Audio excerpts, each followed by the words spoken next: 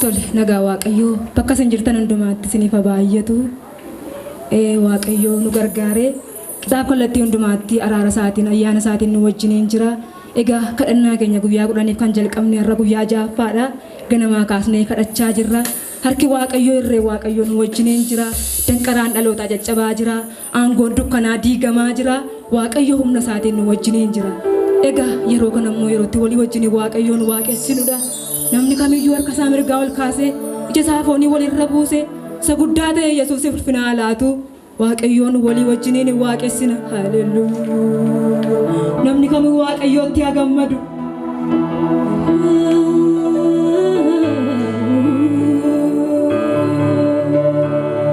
Haleluuyaa.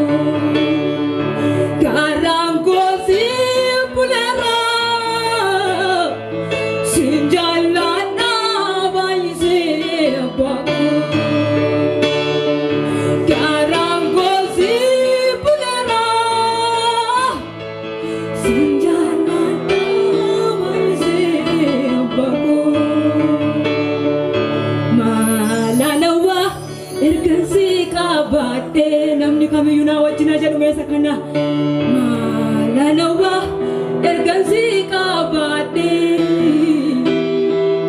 maalanawa ergansi qabaadhe isa waan hundumaatiif nama ga'u Yesuus maalanawa ergansi qabaadhe maalanawa ergansi qabaadhe abbaako.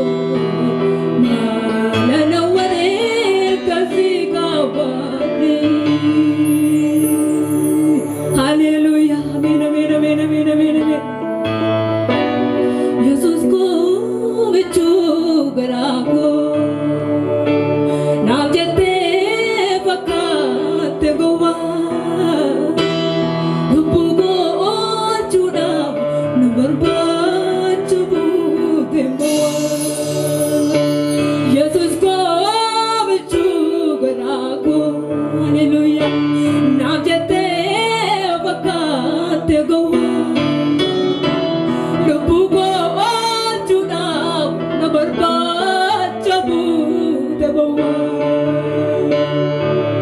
Hallelujah. God is Bukati, Gati Yakabati, Binesa Namane, Nangati Baketi, Andara Navara, Navidam Pagora, Siwali Nabute, Nabuftem Samira. Hallelujah, hallelujah, Yesus.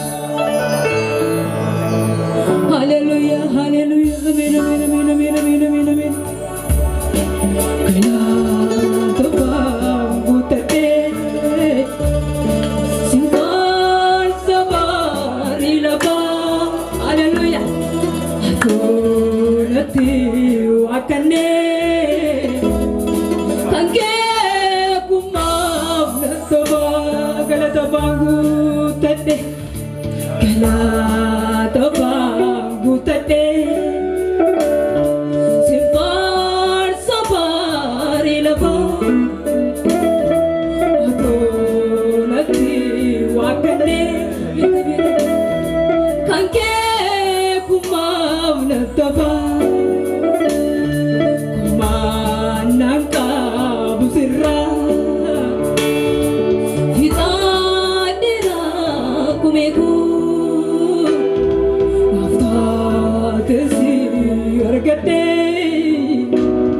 jala tumabeku hallelujah si oli date na pude harkike boladu agirza ito jirenya bokisa olma ke payate walke ibrate kami mengavniza olma ke manchade garam ko da chiza apa jade atwabu apa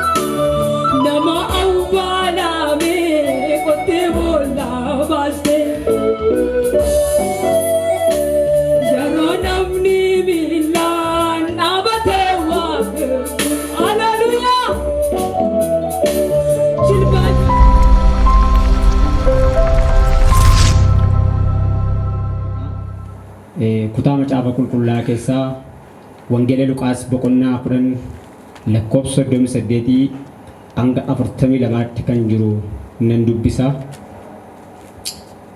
Yesuus bartoota isaa wajjin adeemsa isaatti dhufee gara mandara tokkoo yommuu dhufe dubartiin Maariyaam jedhamtu mana isheetti isa simatte. Isheen obboleettii Maariyaam jedhamtu tokko qabdi. Maariyaam kun miila gooftichaa jala teessee dubbii isaa dhaggeeffachaa turte.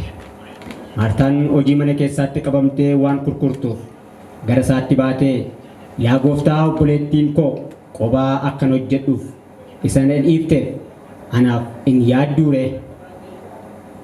Egaa akka na gargaartuuf itti naa himi jette.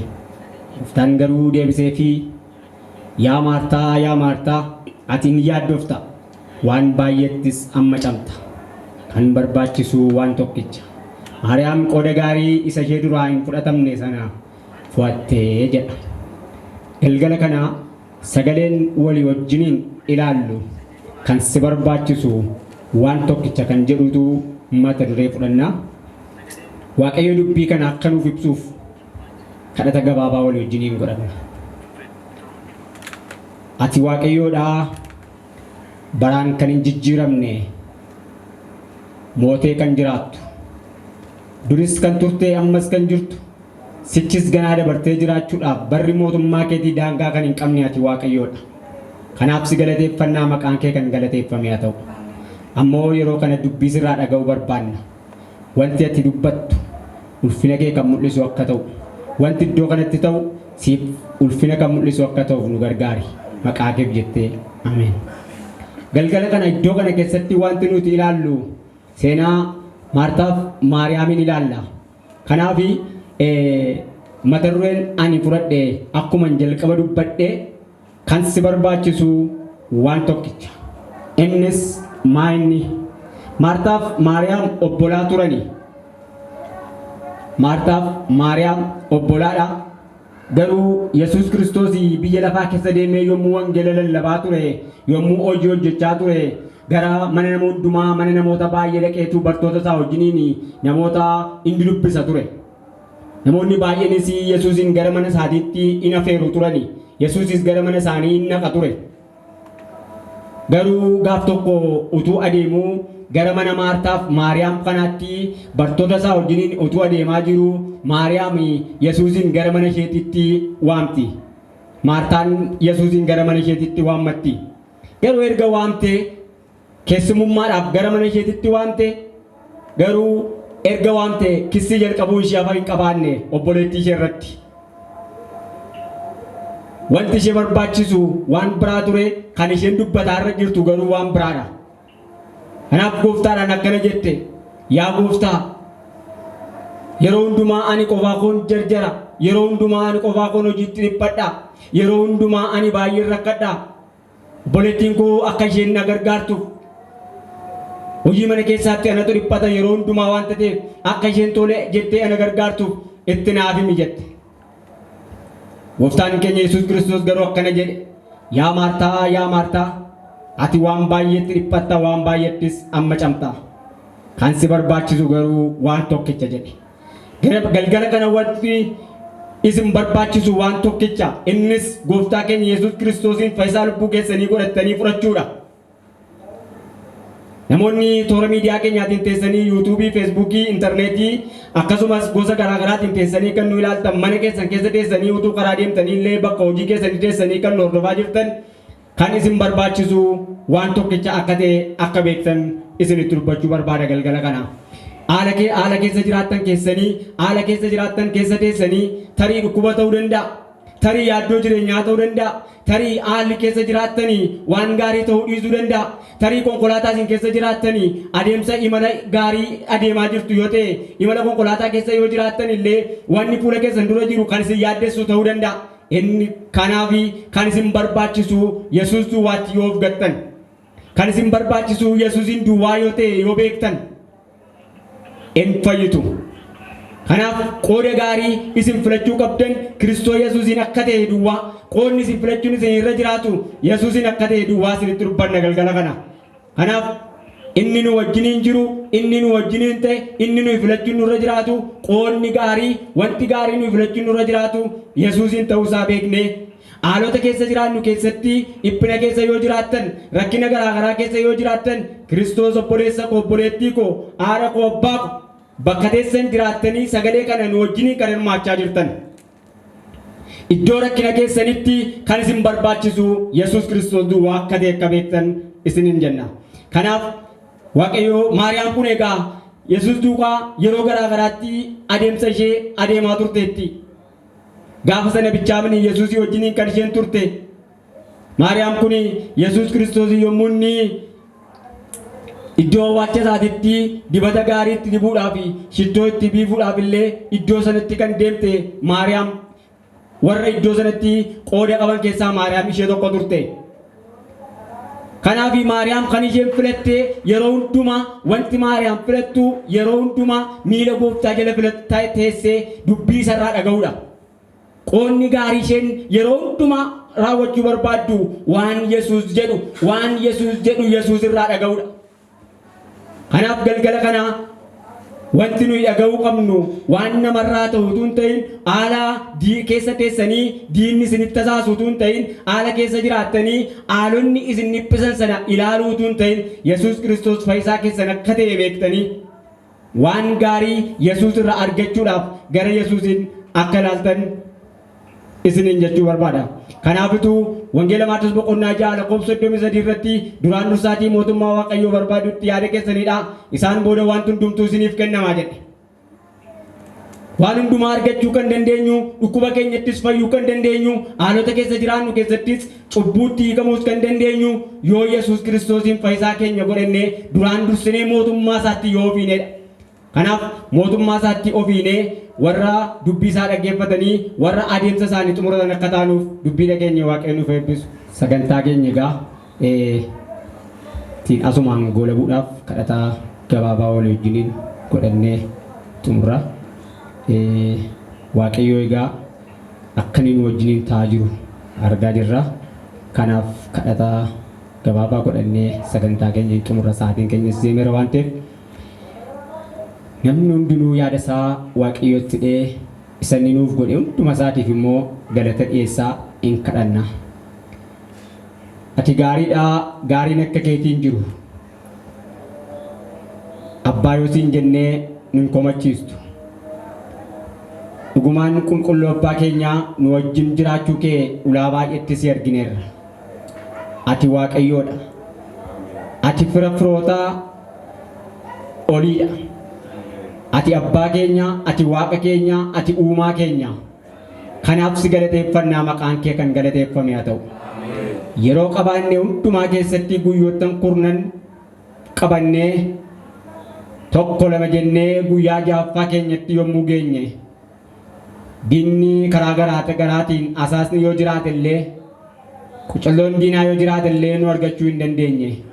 Haalonni jireenya keenyatti mudaa gochuu barbaadan yoo jiraatan illee sababii si wajjiniin jirruuf waan tokko nutti bu'uu hin dandeenye. Mana keenyatu nagaadhaa, maatii keenyatu nagaadhaa, biyya keenyatu nagaadhaa, waldaa kiristaanaatu nagaadha. Kanaaf si galateeffannaa maqaan kee kan galateeffame haa ta'u. Galgala kana immoo dubbii keetiin gara keenya dhufteetta. Kan isin barbaachisu yeroo dhukkubaattis, yeroo rakkinaattis, yeroo yaadda'uttis, yeroo qabaachuuttis, yeroo dhabuuttis kan isin barbaachisu Yesuusin duwwaa akka ta'e akka beeknuuf. Siin duwwaa akka ta'e beeknee sitti maxxannee jiraachuu akka dandeenyuuf waan nu barsiifteef si galateeffannaa maqaan kee kan galateeffame ta'u. Amma egaa halkan kanattis gargaarsa si biraa barbaanna. Halkan kanatti ergaan diinaa macaan hafuurota ammeenyotaa naannaa kana yoo jiraatan biyya keenya keessatti daangaa cubbuu darbachuu kan barbaadan, jireenya namaatti mudaa gochuu kan barbaadan, jireenya namaa miidhuu kan barbaadan maqaa Yesuus Kiristoos nama Naazreetiin si kadhannaa nutti dhiyaattee nurraa ifachuun jaalala kee ta'u. Biyya keessa jiraannu biyya nagaa nuuf godhi, naannaa keessa jiraannu keessatti nagaa nu bulchi. Maqaa keef jettee Ameen.